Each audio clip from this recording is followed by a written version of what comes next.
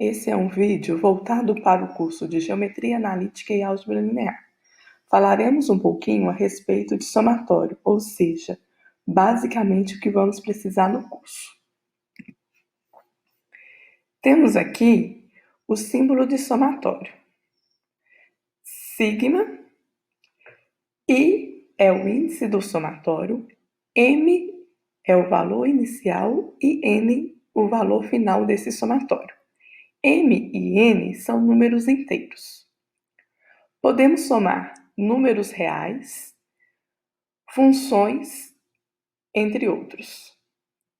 Em poucas palavras, variamos o índice nos inteiros e formamos uma sequência a ser somada.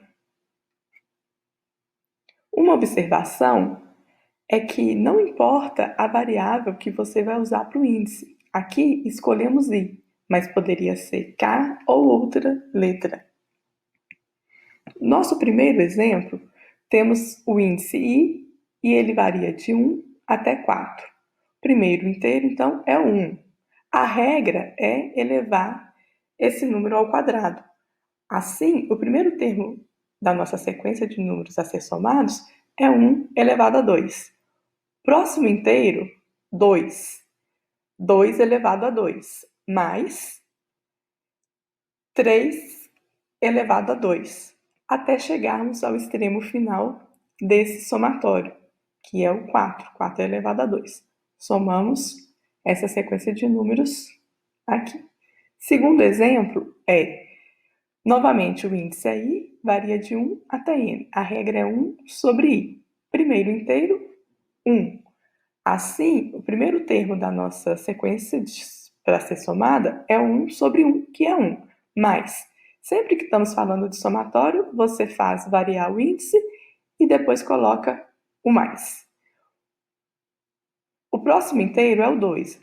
Assim, fazemos 1 sobre 2 mais. Próximo inteiro, 3.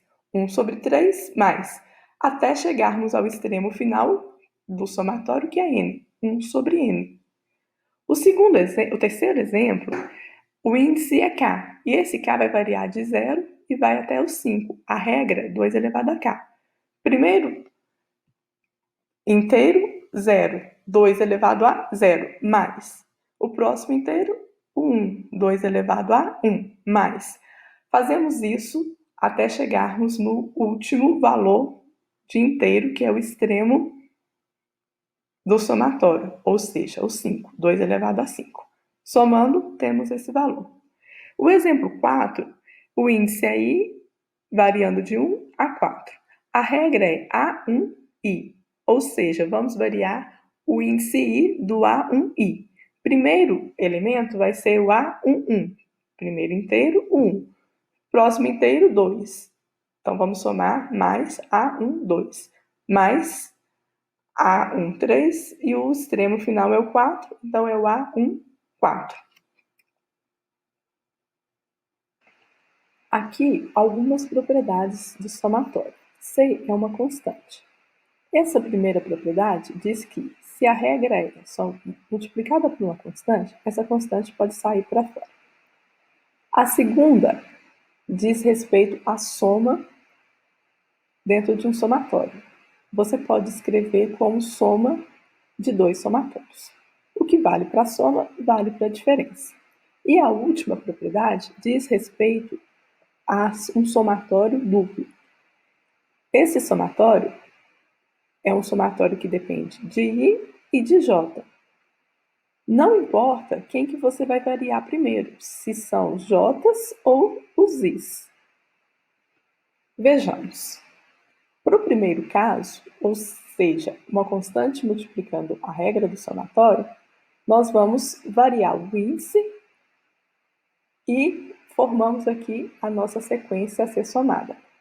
Primeiro índice é o M, então temos CAM. Próximo inteiro seria M mais 1.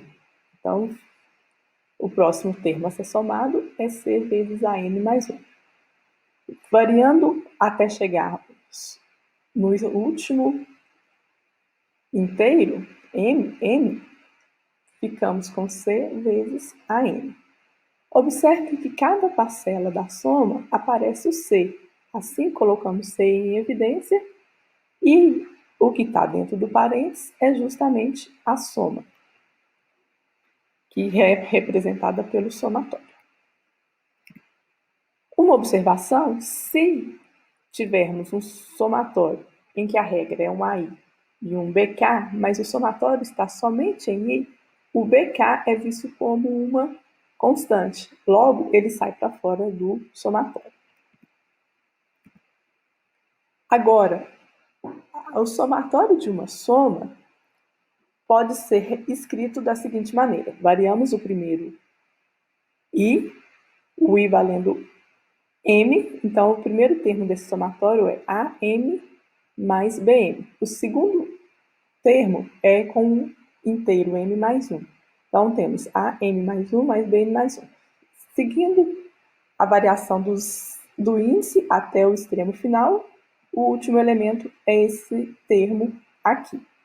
Observe que estamos trabalhando com uma soma, então não importa a ordem, assim juntamos todos os termos que tem A num lado e todos os termos que tem o B do outro lado. Verifique que essa parcela é justamente a soma dos AIs. Então, o I varia de M até M. O mesmo para o B e. Agora, quando estamos falando do somatório duplo, eu disse que não importava a ordem, se vamos variar primeiro o J ou o I. Tá, então nesse caso, vamos deixar a variação do I quietinha, então está aqui o somatório em I, e vamos variar o J. O primeiro inteiro, no caso, é o 1, vamos colocar no lugar do J o 1. Assim, ficamos com A e 1, o próximo inteiro é o 2, mais A e 2. Fazemos isso até chegar no extremo final, que é o M. Agora sim, vamos variar o I.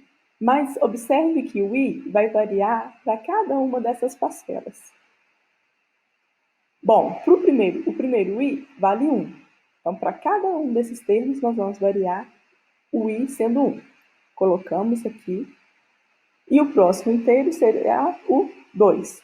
Fazemos a mesma coisa, variamos o I em 2 para cada um dos termos. Variando o I em 2, temos isso. Prosseguindo de maneira sucessiva até o extremo final, que é o H, substituímos o I por o H em cada uma dessa sequência. Reorganizando, temos essa expressão que resulta nesse somatório agora, primeiro em I e depois em J. Agora, nesse exemplo, queremos somar os elementos A, I, K, B, K, J. Observe que I e J são fixos. O que está variando nesse somatório é o índice K. Assim, para primeiro K igual a 1, ficaremos com o elemento AI1, B1, J. O próximo K é o 2.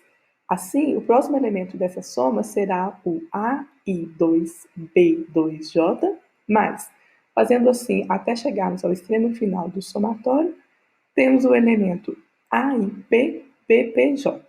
Guardem esse resultado. Você lembra da multiplicação de matrizes? Aqui eu tenho uma matriz A e aqui uma matriz B.